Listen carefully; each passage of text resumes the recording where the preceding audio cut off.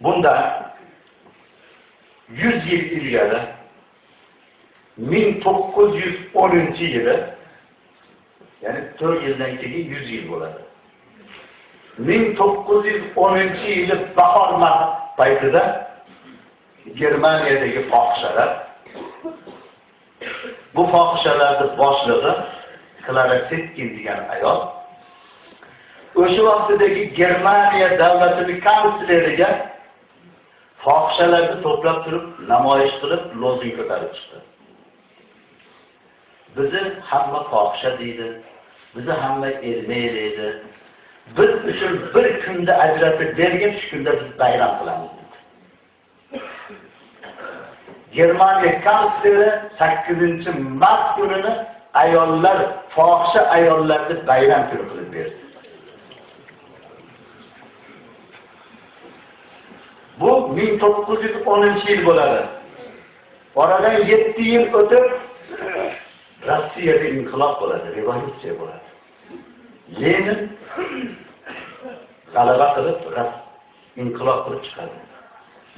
Oradan 17-yildan keyin 12 yil o'tib 29-yilga borganda O'rta Osiyo davlatlari ham qo'shiladi Rossiyaga. SSSR degan davlat tashkil bo'ladi. Mana bu davlat tashkil bo'lishligi bilan kelgan siyosat kommunistik, dinsizlar siyosati hukmronlik qiladi. Bu siyosatda erkaklar bilan ayollarning huquqi barobar deb konstitutsiya qabul qiladi. Ana ayollarning ham huquqini barobar qilib olinadi. Ayollarning huquqini barobar qilib olingandan keyin endi ayollar paranjida yurmasin, zavodga chiqib ishlatsin ularni. Fabrikalarda ishlashsin dedi. Endi zavodga borib kelish uchun, fabrikalarga uyidan chiqib borib kelishlik uchun tramvaylarda, avtobuslarda borib kelishlikka ularni paranjilari, chimmatlari xalaqit beradigan bo'ldi davlat uchun. Qarasa biz kommunistik davlat bo'lsak, erkak bilan ayolning huquqi biri bo'lsa, ana endi yerlardan hamzalarni chiqarishdi. Hamzalar chiqib 8-mart kuni ayollarning bayrami kuni, bu kunda bayram bo'ladi. Bunga mana bu paranji bilan chimmat xalaq kelyapti deb turib, ash kuni chiqib yoqtirishdi. Paranjilar yoqildi. Chimmatlar yoqildi. Ayollar ozod bo'ldi. Yuzlari ochildi. Ana she'rlar bitildi. Keldi ochilur chog'ing, ko'zliging namoyon qil. Endi seni ochiladigan vaqting keldi. Endi hammaga yuzing qanaqa, ko'zing qanaqa, labing qanaqa, qomating qanaqa, endi o'zligingni namoyon qil. Ko'rsat o'zingni. Mana shunda majburan ayollarning uylaridan paranjilarini olib chiqib, yoqishib,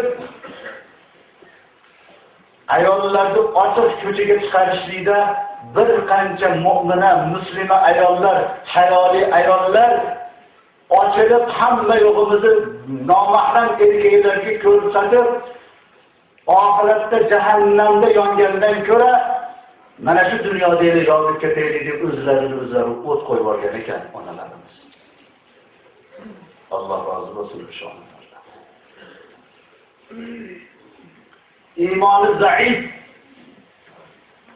odamlar ana endi ayollar bilan birga avtobusda o'tiradigan, maktablarda 10 yil bir yigit, bir qiz aksiyabiyat bo'lib, pioner bo'lib, ko'kragiga Leninning rasmini 5 yulduzli taqib o'tiradigan bo'ldi. 10 yil qizlarning hayotini maktabda o'zida, Sovet maktabida hayotining iymonini parchalar yo'q qilib, iymonsizlar, dinsizlar mamlakati, dinsizlar olami tashkil bo'ldi. Ana endi 8-mart kuniga ayollarni, qizlarni kiyintirib, chiroyli atirlarni septirib, ana endi o'yin kulgu qilib, erkaklar ayollariga bayramingiz bilan deb ularni tabrik qiladigan bo'ldi. Bu degani aqidadan kelib chiqib yuzik ochilgani, dindagi Allohni hijob degan shar'iy hukmini buzgani muborak bo'lsin degani bo'ladi. Ayollar jamoatiga qo'shib, o'sha kuni ayollar bilan to'planib, bayram qilib, o'yin-kulgi qilib, siz bugun ozodsiz degani fohishaligingizga biz rozilik degani bo'ladi. Fohishalar bayramini bu fohishalik bayramingiz bilan Clara Zetkin boshlagan bunu birodarlar. Germaniyadagi 1910-yildagi fohishalar to'planib turib bizga bir kunda bayram qiladigan bayram bo'ladi.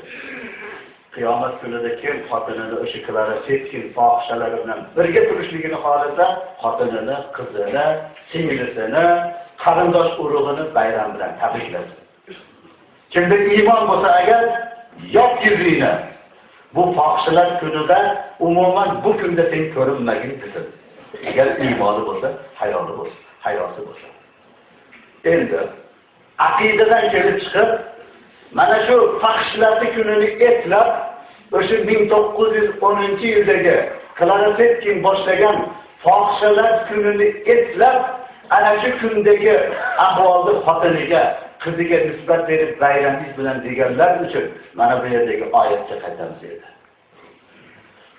Iymonli muslima ayollarga ana shu haq so'zlarini keltirgan odamlar uchun mana bu dunyoda ham alamli azob bor, oxiratda ham alamli azob bor deyapti Alloh taolo.